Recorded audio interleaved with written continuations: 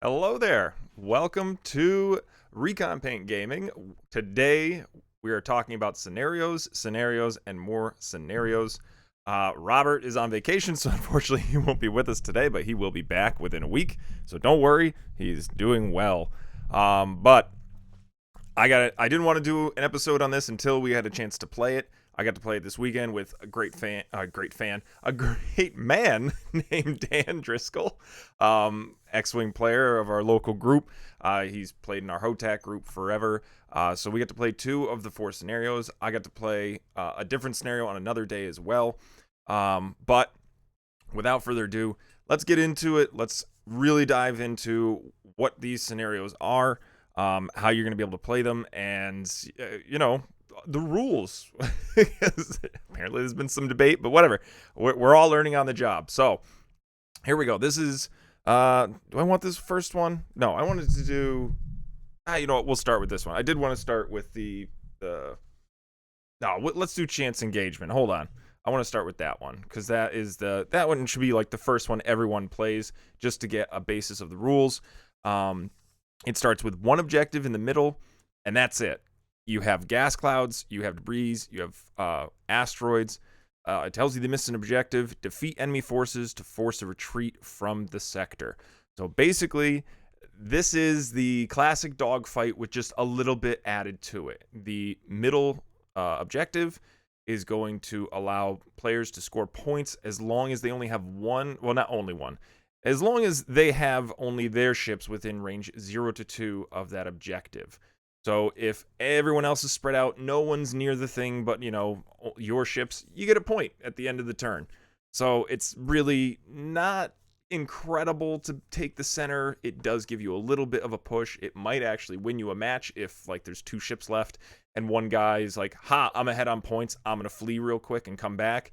And then that person's just going to sit next to the objective and go, well, I'm just going to score points while you run away. So it's going to stop that behavior. Also, people who like to sit there and castle. If you want to sit there and castle in the corner, cool. I'm just going to send maybe a ship or 2 out to the middle there to get a point every turn until you decide to come out of that corner. So that's going to... I'll adjust my mic here because it keeps falling and it's not tight anymore. There we go. So it's going to allow you to really get into the game without having to make the sacrifices that we used to do, which is, just sitting there waiting for someone to make the first move. You can kind of just circle around that, scoring points, make the other person come out of the corner, and really decide, do I just want to sit here? Because at the end of the turn, if you notice the victories, we're going to go to that because the scoring is simple enough. When you have a ship in the center, you score a point every turn. When a ship is reduced to half health, which we covered this in our previous video, that means it's half its health, hull and shields included after all modifications. So if it's at 7, half health would be once it hits 3 remaining health. That's hull and shields included. And you get half of the points rounded down. And there was some debate on this in one of the forums. I almost went fisticuffs with them. But rounding down, perfect example, if it's 5 points, you cut that in half, that's 2.5. Rounding down means that's 2 points only. So then once you destroy the ship, it's half points rounded up. So basically you get the remainder of those half points. It will then go the full 5 points once you destroy the ship. If no mission points were scored from the game that have been removed from the game, being reduced to half its health, the opposing player gains mission points equal to the squad points value of that ship instead. So another thing to pay attention to is not only the points you're scoring in the middle, but how many half points you're having throughout the game. Because let's go over the victory now. Let's go over this because there's multiple ways to win the game. A game ends if a player has ships remaining in the play area. They win the game immediately. Which let's talk about that because I didn't even pay attention to that. I had my ship on the table. I was playing Moralo against Dan. He'd killed everything else. I only had Moralo left, and I go, I can't flee off the table anymore. And he goes, why? I'm like, because then at the end of the round, I have no ships on the table. You immediately win. Even though I have one in reserve, I have lost. So you pay attention to that. Just because Tel Tavera comes back does not mean you get to, come back if that's the last ship. Once you have no more ships on the table, because it comes back on the next planning phase. So that doesn't trigger until the next turn. So pay attention to that. That's going to be one of those kooky rules that people are going to be like, no, Tell comes back, or Moralo comes back. It's like, no, dude, you got nothing left on the table. I'm sorry, you're gone. So pay attention. Next one, if you have 20 or more points for the mission and more mission points than your opponent, because it can be to the fact to where, two ships firing simultaneously, they kill each other, there's nothing left on the table. And it's like, okay, well, who wins? We just killed each other. It's like, well, who has more victory points? And it's like, well, I scored 1 victory point in the beginning of the game, in the middle, and then that was it. But, then we erased all of our chips. And it's like, okay, well, whoever scored the middle wins, because now you have 21 instead of the 20, because that's 1 more point. So pay attention to that. It doesn't have to end on 20, because if all of a sudden both people make 20, you have to also score more than 20 points in order to win. And the other one, if game or turn 12 comes up, the game comes to an end, no matter who's winning, and the game can end in a tie. So also pay attention to that. And then at the end of the game, if both players have at least 1 ship remaining in the play area, the player with the most mission points wins, which we've already covered that. So, I mean, there was a North Carolina, forgive me if I don't know the name off the top of my head. It was a great tournament. They started with, I believe, chance engagement, just to warm people up to playing an objective. They didn't jump right into, hey, roll off every turn and see what it is. Everyone played chance engagement. I recommend everyone start with this one. This is a great one to ease you into objective play, for checking that objective, for tallying points, scoring, all that nonsense, and getting used to the game. Play it a few times. You don't have to just play it once and then jump into the others. Dan and I just decided to jump into the others, of course. And then we came back to this one, and he had a lot more fun with this one, because the other objective, man, we'll go over that one as well.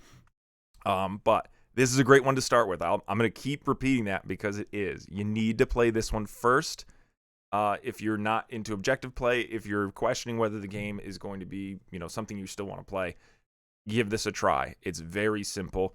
And even after the first turn, Dan scored a point, and then after that, we just got into the scrum of it. Everyone's around the center beating each other up, and it never came up again the rest of the game.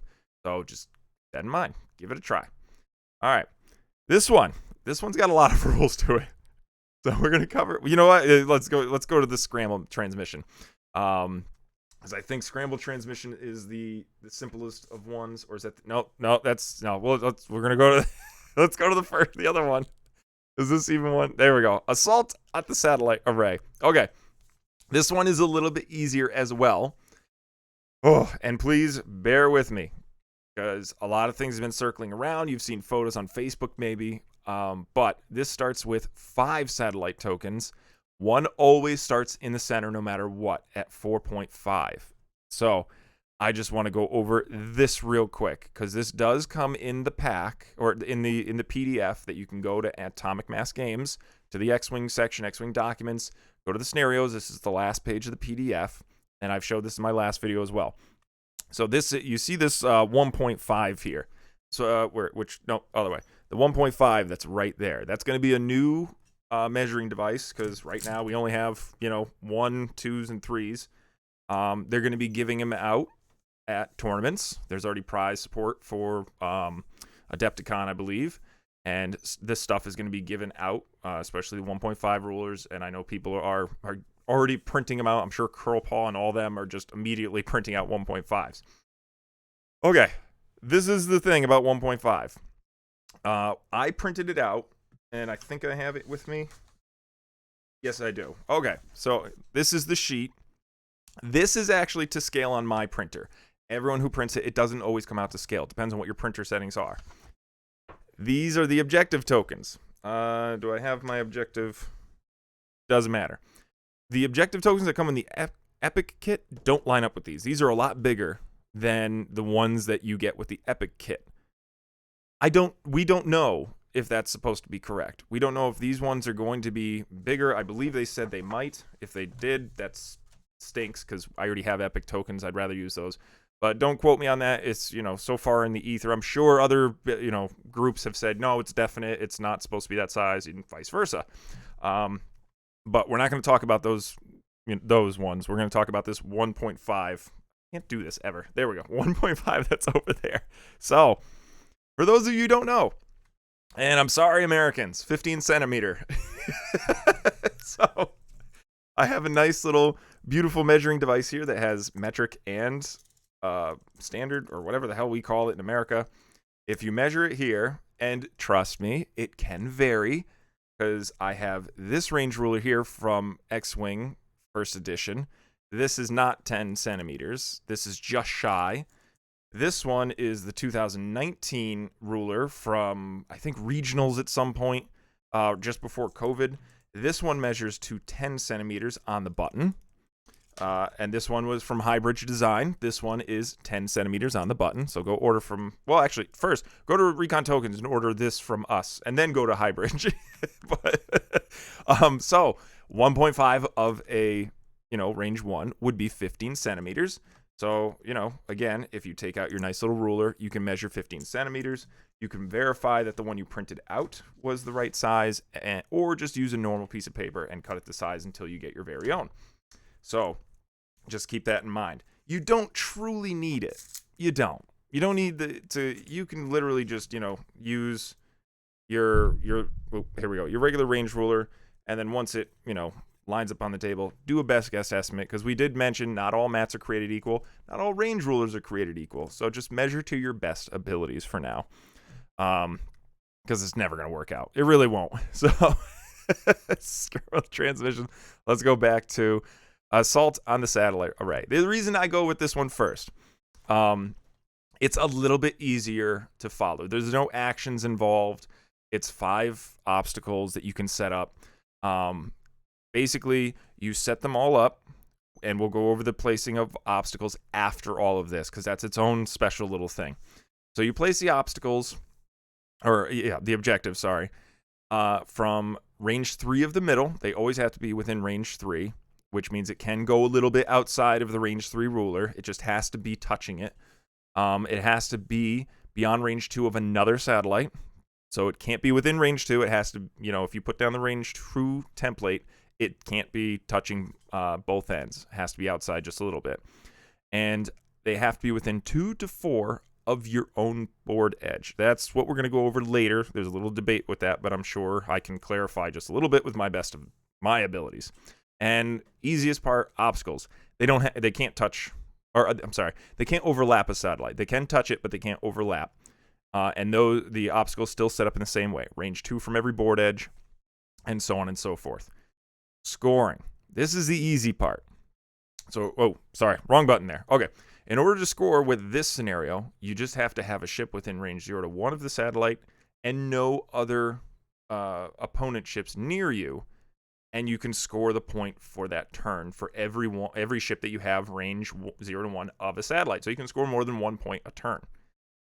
If you do have an opponent ship within range 0 to 1 as well as your own, then you have to compare the ship sizes. If they're both the same ship size, then they cancel each other out. A medium-sized base ship is worth 2 ships, and as is a large ship is also worth 2 ships. So if a small base ship is 0 to 1 and your opponent has a medium base ship 0 to 1 of that satellite, the medium base ship will score the point. And it doesn't say anything about a ship scoring more than 1 satellite. It just says at the start of the end phase, each ship earns 1 mission point for each satellite under their control. A player controls a satellite if they have more ships at range 0 to 1 of the satellite than any other player. When determining control of a satellite, medium or large ship counts as 2 ships. When a ship is destroyed or removed from the game, the opposing player earns mission points equal to the squad points of that ship. That's going to be another biggie. There's no half points in this scenario. There was in this one. There is not in this one. You cannot score half points, and there's a great reason for that. Because when we played this, I played this mission. There was another mission that Dan and I played. But in this mission, points just start racking up really quick if you're not competing with another opponent for that same spot. And all of a sudden, if you scored half points on ships, the game's going to end really quick. It'll go maybe like 3 turns or something to that effect. Because by turn 2, you're already, scoring points. And then by turn 3, things are probably dying. And by turn 4, it's like, okay, well, I've already scored 3, 6, and half points. I'm already like at 17 points. I think that's how Robert and I played it before we knew the official rules. So you can't score half points in this scenario. It's not a thing. And then victory is relatively the same. It's at the end phase, if only one player ship has a ship remaining, they win immediately, which immediately means nothing, but they put immediately. That's a long-term, or that's a long-running joke. I loved it. Immediately means nothing, but they always use it. At the end phase, if one player has 20 or more mission points and has more mission points than their opponent, the game ends. The game ends on the 12th round, and also the game ends if both players have at least one ship remaining in the play area, and the player with the most mission points wins. Again, there is a tie. The scenario rules. A scenario feature is a type of marker that's placed into play area to facilitate scenario play. So this is very important because people are going to ask. You can't attack. You can't bomb. You can't tractor. You can't do anything to these things other than have them on the mat. They are there for strictly objective. You can't try to trick or do anything to, give you an advantage over another opponent. It doesn't work like that. So don't try. They sit there and they don't move. Robert would recommend, and I have another idea. If someone wants to steal it, please use it. The only way we're going to get a great community is if we all help each other. But first thing, I'm going to say Scotch Guard, double-sided tape. You can easily just take it. This is not you can just run it down the back. It sticks to the mat and it doesn't move. Because in today's game, it used to be just a couple of obstacles.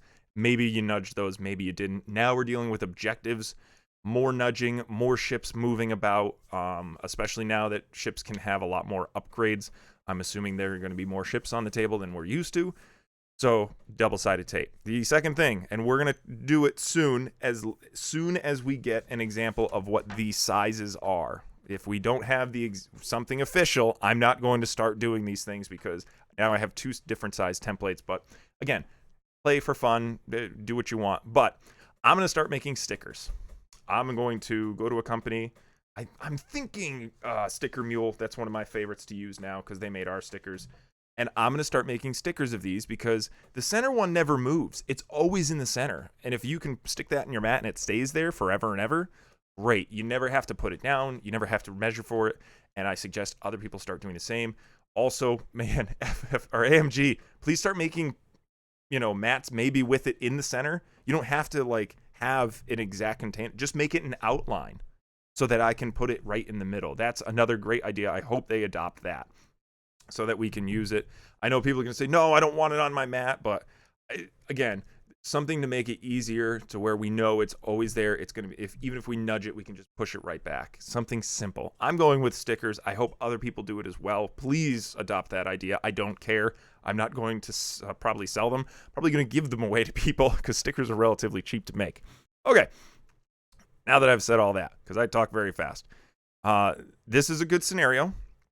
It's a great way to start. You don't have to do actions. Again, I think you should go into this one next if you're really looking to get into the game and understand how scenarios work. The next one, I don't want to do that one. I am afraid of that one. But here we go. Scrambled Transmissions. This is another one.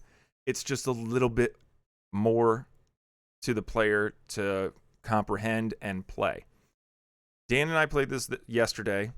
I'm sure he enjoyed it, but this one is a lot more dice reliant. And I know people love rolling dice and variants. It's just a great part of the game. So almost everything is the same with this mission when it comes to assault on the satellite array, except you don't have to always be near them to score points. And I'll explain.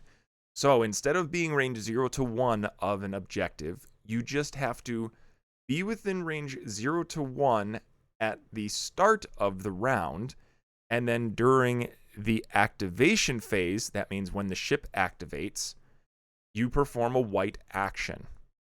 That action is to try to capture that satellite. Once you capture the satellite, you put a token down on the objective. And then every turn that token sits there, you score a point. So that means you don't have to stay around that objective. So you move your ship there, you wait till next turn. That ship activates, whatever the initiative is. You then perform that action, which is basically to capture the satellite. If there's no token on it, you capture it. You put your token on. At the end of the turn, you score a point. You move away from that. Your opponent then has to come in, be range 0 to 1. Doesn't matter if there's opposing ships around them. You then do the same thing. Wait for your activation phase. You capture the satellite. But you have to roll a die first. And on a focus, a hit, or a crit, you get to then take over that die. Or take over that objective. If you roll a blank, all you do is remove your opponent's objective token. So this one was super interesting because Dan and I were running around like crazy. I'm capturing the objectives. He's trying to get the objectives off. He's rolling blank after blank. He can't capture them. Meanwhile, I'm capturing his objectives. We're shooting each other. It's getting crazy. And I'm just racking up 3 points a turn. He's racking up maybe 1 to 2 while he's trying to kill me. So it was really a different experience from the chance encounter and then even the satellite, what is it? The assault on the satellite array. So the Scrambling Transmissions is very different. He set his ships up spread out because I set mine spread out because I wanted to capture as many objectives. I knew I couldn't outgun him with my list. So I'm like, I'm going after the objectives as much as I can. I put Moralo off the table. I jumped into the other side, started capturing the objective he took. I took the first 2 near me. I moved to the center. I took another 2. And I just kept moving my ships like crazy, almost not engaging him so that I could just take objectives every turn, scoring 3 to 4 points. And I talked about that in the other video. Don't just think I'm going to try to gun you down because my list might not have that capability. He even said, oh, we're just going to joust in the middle. I'm like, no, we're not. Absolutely not. I'm not jousting. He had nothing but Jedi with us. What do we call it? He had Anakin, Obi-Wan in the 8-2 class, and of course, the cannon slots are back with Auto Blaster. God dang it, FFG or AMG. Sorry, Force of Habit. So this is a great one because you don't have to keep your ships hanging around, range 0 to 1 to score points every turn, like the, keep coming up with the names. The assault on the satellite array, you can just set your objective token and then leave, and then, hope that your opponent doesn't come back and steal it. So this one is great. It's much more in depth of the objective play that I hope to see in the future from AMG. This one was tons of fun for me. Not because I won the match, but because it's oh man, it's so good. It's really refreshing to look across the table, see my opponent, and be like, well, I know I'm not really going to outgun him, but I can do other things instead of just, getting pummeled to death, which that happened when we played Chance Encounter. I went to the middle because that's where the objective is. I got obliterated because I had to stay around to shoot to score points, and I didn't do very well with my list, which means I now have to think of different ways to build my list. But I have to keep in mind that it worked in this particular scenario, and Dan has to think, I shouldn't have spread out my list like I did to combat yours. I should have just come in and run and gun at you while possibly scoring points, and I think he would have won if he just came in and started blasting because I wouldn't have been able to capture as many objectives in the end. So this is a great one. Okay. The one that I fear. This is this salvage mission. This one takes a lot more attention. Has a lot more rules. And I'll say it's adorable of a mission. We have not played it yet. I'm going to. But I'm eerie because I don't think I'm going to be very good at it at first. But here we go. Salvage mission, same thing. 5 supply caches. We have same amount of obstacles. You determine the player order the same way. You place the obstacles and objectives in the same exact way. And then it comes to, we're going to skip to the scenario action because almost everything is exactly the same. Again, scoring is when a ship is destroyed or removed from game, the opposing player scores those points, so you can't get half points again. The mission ends in the same way, 20 more points. 12th round, if the player doesn't have any more ships on the map, or if there's ships remaining, and you just go to whomever has the most points. Oh man, tow. Let's go over the action tow. And I'm going to read this here because there's just so much. Where's my salvage? Salvage mission. Here we go. Oh boy. I'm going to sum it up real quick. Basically, each one of these objectives now can be picked up or moved onto your ship's card. I know but you just said you can't move them or whatever. This scenario is different. Each one's going to be different. So you have to pay attention. With this scenario, when you are close to these 0 to 1, it is I believe during the activation phase, but I just want to make sure. Let's see. A tow action, and every ship during the scenario play action only during its activation phase. Ooh, I'm gonna have to cover one more thing real quick too, but it happens during the activation phase. You can perform this tow action. In order to do a tow action, you pick up the little token, you put it on your ship's card. Now that token is on you. At the end phase, you score a point if you have one for each one that has one on its card. I believe you can carry as many as possible. It doesn't say you can't carry more than one. I'm just going to double check here because that's very important to know. Another thing, which I didn't cover in this previous one. Let me just go here real quick because I want to be as clear as possible on the assault on the satellite ray. No, is that it? No. Hold on. Salvage mission. Here we go. Scramble the Transmissions. You'll notice Scramble is a action. Salvage mission. Tow is an action.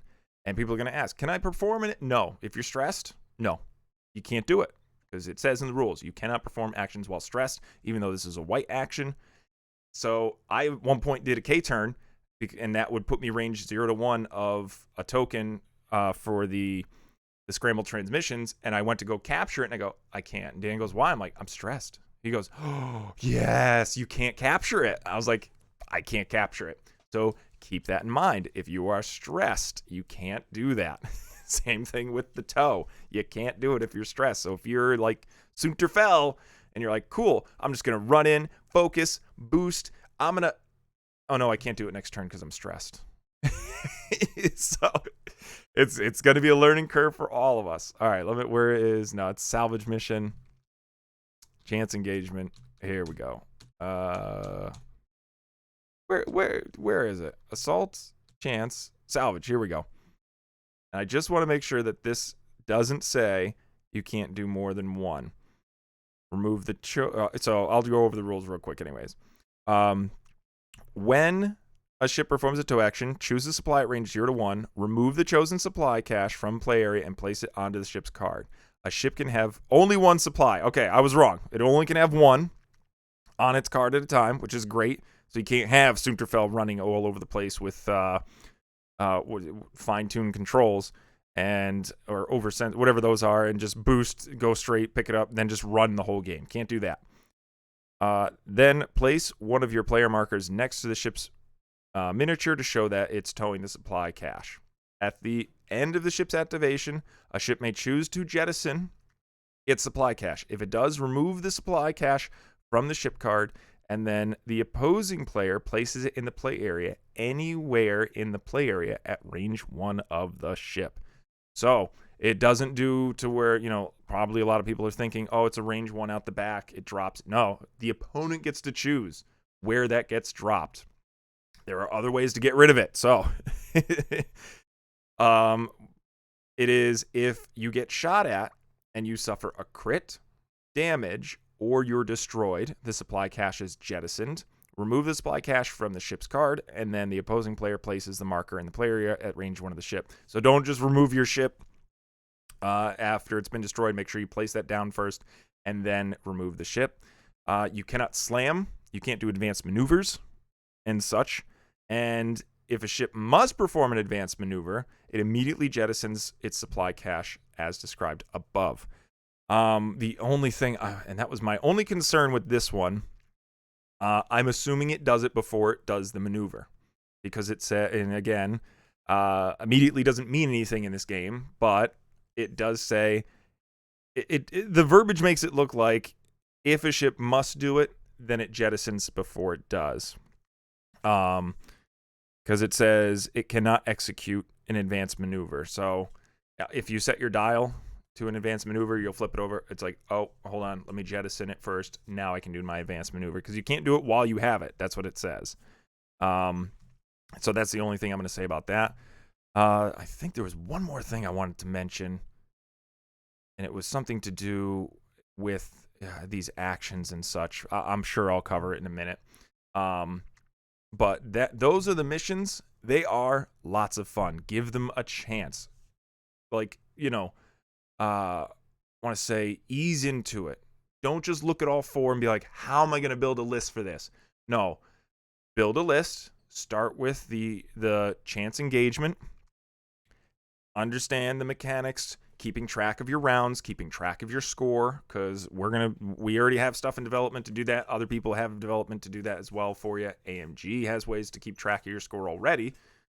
When you have this printed out, you're supposed to use this to keep track of your score, and then these to keep track of your rounds. So you flip them over when the round is done, and you can go up to 12. And then this is how you can start scoring on objective as well. You cut these out, put them in there. We're going to make tokens for them once Robert gets back from vacation, and get those out for people who want them. And also, we're going to have dial round counters. I printed out a sheet that can do both. It's going to look like this. That's all our art. I did all the photos and everything. So here you can keep track of your turns. You can keep track of your rounds, and then you'll have your little tokens that you can put on the rounds. I know it's going to take up so much table room, but trust me, it's also going to be a lot easier and simpler to do all this. And it can get a lot, but me and Dan had so much fun playing all this stuff. Okay, things that I'm also going to mention. This has been circulating around. This isn't correct. I applaud the people who did it. There are other photos out there, but this is one I found. This is not correct. This is an example that someone gave. Oh, well, this is where you can set up your tokens or your objectives. So this is one thing. Within is a very important thing, because it says, this is what we're going over next. We're going up placing your obstacles. When you place your obstacles, at the start of placement of the obstacles, place one satellite in the center at 4.5 of all board edges. That never changes. But read the scenario first, because it might change. Then starting with the first player, which you have to roll off to determine who is, and player takes turns placing the remaining 4 satellites at range 3 of the center satellite. So going back to, actually I don't have the photo up, do I? Did I add it? Of course I didn't add it. Why would I add it? Let me add it real quick. I need to, prior planning prevents piss poor performance. This one, here we go. So this is a better example, and I'll turn off the slideshow. So you have range 3 at range 3. That means, see how it's just outside of the objective. It doesn't have to be within. It has to be at. So it can be a little bit further at range 3, but at some point, both of them have to be touching, and the outer objective has to be at range 3 at some point when touching it. I just want to clarify that. The next part, which is very important, this first satellite placed by each player must be placed within range 2 to 4 of their board edge. And this is where I think people might be having an issue. Let's turn the slideshow back on, and let's bring up within, not this. There we go. Within. A ship within a specified range if the entirety of its base falls inside that range. So that means when it is within, now this is in the way. Slideshow, get out of my face. Within. So any part of the base can't be past this little hash mark here. It has to be within this base. So when it says within range 2 to 4, it starts at range 2. The base has, or the objective has to be within that hash, and all the way to range 4, within range 4. So let's go back to the other slideshow. Boop. I don't think I did. No, we want the image. That's what we want. We don't want the slideshow. So within range 4 and range 2. So how I even put this up as an example in my last video. This is technically incorrect. It is legal, but it is not technically correct. I could have moved them further out. So just to bring up an idea of what that looks like, we're going to do game capture. We're going to do tabletop sim. And it should work. There it is. Okay. So here's tabletop sim to where I've set up an example here. You can see, we press F11. We're going to put this ship here because, and anyone who is helping design this, thank you so much. This is amazing. If you could make it to where I can right click on here and start with a check range, or do a range 3. I don't know how to do that. I'm sure you guys have done it. I don't know how to do it though. So just keep that in mind. Then we're going to use Luke Skywalker. Thank you, Luke, for volunteering. We're going to then check range 3. So everything here, it can reach. That's how far the range 3 band is for the center objective. See how this is just touching outside of range 3? It's not within range 3. It's at range 3. So I can go all the way to here. This is range 2 here. So I can set it technically there. And this is within range 2 all the way to range 4, which is here. So from here to here, I can place them. And then if I place the second one over here, it has to be with or outside of range 2. And I want to clarify, it's beyond range 2 of any other satellite. So it can't be within this little edge here. I can't then have this touch. I can't have it here. That's too close. I need to back it up a little. This here is range 4. So I can't have it past this point. I can't set it here in the middle. And I can't have it too close here. So it has to be set here. And I understand you're like, whoa, whoa, whoa. This is where the asteroid's set up. I understand that, but that's where the asteroid's set up. I hope you guys can see my mouse. I'm like pointing like you guys can see it. But yeah, here's the range 4 here. Here's the range 2 here. So it can't be past this point right here. It can't be set up here. I like, you could angle it like this if you really wanted to, but you can't because that's going to be within range 1 outside of range 2. So keep that in mind. Some other things I wanted to just go over quick because this is strategy. This is strategy to the nines. And I want to just specify that. Oh, that's why you guys can't see me. Okay. I just want to specify when you do things and set up like this, resize this window. You'll see the example. So in the two, wait, where's my other hand? Nope, this hand. There we go. The two that are in this bottom corner over here. That is a situation that I set up so that I could split my forces on either side, move, and given the scenario, I can capture those real quick. Or scoop them up, and I have to make my opponent decide, okay, well, which side do I set up on, as long as their initiative is higher than mine, which in this case Dan's was.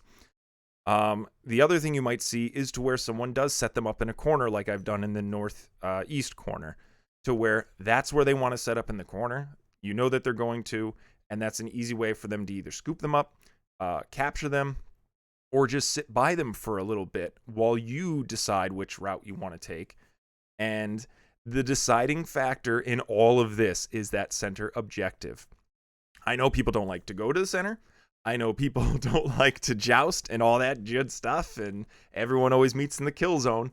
However, that is a really deciding factor for who might win the game, because if I'm all of a sudden, let's say, where the northeast grouping is and the center one, if I could get my ships kind of coming in that way already for 1-2 turns maybe, and I'm sitting on those objectives, scoring them each turn, that's 3 points a turn. That's pretty huge. And then I'm going to sit and, spread out, wait for my other guys to catch up, or even, dilly-dally a little bit. I need to get in there to either cancel that center objective or start capturing the ones that they have already captured. It's going to be amazing to see what develops as meta, different setups. I mean, I already want to start naming these things, like the triangle, like with the bottom one. I know they're all triangles, but bear with me. Just like the corner triangles or power I formation, to where the objectives are kind of like in an I formation, or isosceles setup, stuff like that. I can't wait for people to come up with different terms for all this and such, because I think that's the most fun part of X-Wing. Let's be honest. And so you're going to see things like this, to where someone's going to want to set up in the two lower corners because they know that they can't really capture objectives as well as other groups. Or they're going to see their opponent's list and say, I can't compete with that. It's a bunch of fast ships that can move and boost. They can just sit there and spin around and capture objective all day while I'm trying to shoot them down, and it's almost going to be impossible. And at the end of the day, they're going to be scoring 16 points while I only scored 10, because that's how many ships I killed. I halved as many as I could, but that doesn't mean anything in this particular scenario that I'm playing. So you're going to have to really decide, okay, I'm going to set mine in the corner closest to me, as furthest apart as possible, even from my opponent. And I'm just going to go gunning for him like it is a kill team. Make him go chase these in the lower east corner and lower west corner, and I can then outgun him or outgun her and do some damage before they can get their objectives. And then after that, I can go back and start getting these objectives because I have more firepower. They're not going to come at me because they know that they can't, and you're going to have that upper hand. You're going to see to where objectives are kind of placed really close to wherever they're going to start, which might give it away for them, because you do set up the obstacles and the objectives before you start placing ships. So pay attention to that. That is a tall tale sign of where they're going to be putting their ships. Not always, because even if in the northeast corner, it's like, oh, he's totally putting his ships there, I'm going to just set up right here. And then they set up in the other corner because they knew that, I knew that you knew that I knew. And then all of a sudden they're just going to bum rush in with no objectives on their side. Or they might make it, depending on the scenario, to where they can just quickly scoop them up into a larger ship, something that can take a lot of damage, cancel crits and such like that. So as far as I'm concerned, you're probably going to see a lot of things that can cause crit damage, like the BT1 or BT71, I think it is, for the Scum. I took him. I was critting things because it was stressed.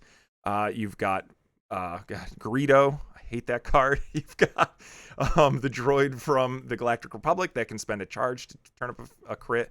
Marksmanship, as we all know, and so on and so forth, just because they might run into the objective to where they have to, pick up some salvage, and they want to knock them off their opponent as fast as possible, because that could happen. And you might have it to where people are, taking multiple ships, like maybe 5 to 6 ships, because they want to capture or keep recapturing objectives every turn, or outnumber their opponent when they're sitting next to an objective. And I just remembered what I wanted to cover. So with the assault on the satellite, right? No, and I keep doing this. I keep going back and forth. Here we go. Scramble the Transmissions. And also the Salvage, or actually, I don't think it is the Salvage one. That technically doesn't work in this one. It could, though. Oh, yeah, it could. Okay. So for both the Salvage mission and the Scrambling the Transmissions, I wanted to seriously point out, when you take over an objective, it is activation based. So if I have an I2 that activates, I can use my action, capture that objective, put my token on it, move, take an action. If there is an I3 of my opponent, he can then activate, or she can activate, perform the action, knock that objective right off. Because that's what Dan and I were doing. He had Anakin just running around. I would capture an objective, he'd knock it off. I'd capture another objective, Anakin would knock it off. Or Obi-Wan would knock it off because he has a higher initiative than I do, or when you have overlapping initiatives, which we also did, there were turns to where he would roll, get first player, and he's like, awesome. And he would capture the objective, move, and then I go, all right, I'm going to capture the objective. He goes, but no, my objective, I need it. I'm sorry, because it isn't. If you go back here, it says a ship can perform a scenario action only during its activation in the activation phase. So it is based on initiative. So that's huge. Same thing with the salvage. I don't know why I keep saying salvage. The salvage. I'm thinking of scavenger and also salvage. So I'm saying scavenge, which, yeah, that's not right. In this situation, the rarest of occasions, but it could happen to where somebody picks up their ship, picks up the salvage, moves, because it happens at the start of the activation phase. They move within range of something that's able to shoot, like snapshot. They roll one crit. You don't dodge it. You get hit by a crit. It bumps it off of you. There you go. And then all of a sudden, I'm an opponent. I get to grab it, put it next to my ship. I activate. And there you go. I pick up my salvage. So it's little things that we're all going to have to pay attention to. I think this is great. This is so much fun. For me, at least. I know other people are so hesitant and are not happy about it. But, even if you're not looking at this into a competitive format anymore, you're like, I'm done with X-Wing. I'm not playing it competitive. Play it on your kitchen table a few times with some friends. Go to the store, give it a few tries. And I know everyone's just saying that to death for the last 5 months. Just give it a try. Just give it a try. But I can understand when a competitive player sees this and goes, I'm not playing competitive X-Wing anymore. I get it. 100%. This isn't your cup of tea. You don't want to do it anymore. But keep your stuff. It might be something that you're going to now want to play casually. And because that's what this game has always been about. Kitchen table, playing with your buddies, playing with your friends, and just making fun of it all the time. Because even the first thing I noticed when I was going through these, which is, of course, what I do and everyone else does, and it's not a release without a few hiccups, because as you first notice, this says scenario setup. Then it goes down, scenario setup. I was like, that should say mission.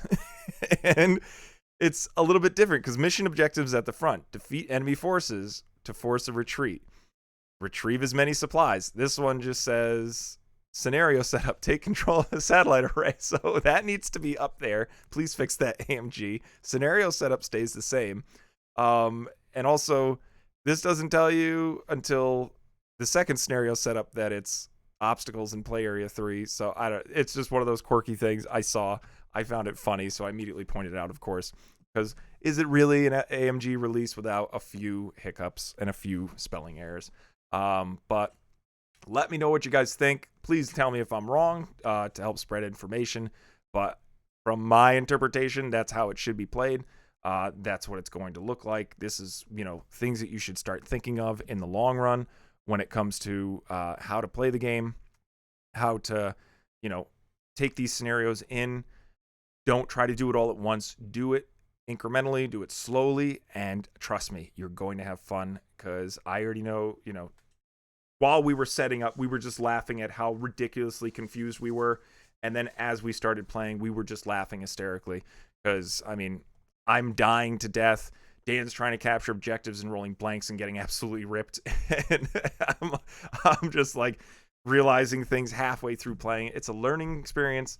Please have fun with it. And of course, as always, fly casual. So with that, thank you guys. Please click subscribe and like so that not the like button. Click subscribe when you know we put out a video. Click the like button if you like it so that we know that we're doing a good job.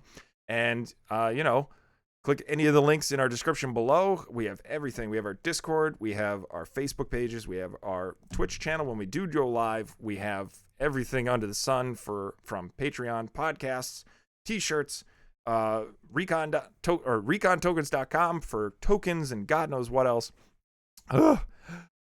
I need a break. All right. Thank you, everyone. We'll be doing more videos this week on list building and all that. I know there's other people doing great videos. Go check them out, because the only way we can, help each other out is if the community works together, and we already are. Go check out Gold Squadron. Go check out even Dice Hate. He doesn't hate Dice as much as he says he does, but I'm just doing that because you need to go get as much information as you can to help you, get up to speed and also make this a smooth transition. So I'm staying positive. You guys need to stay positive and have a good one.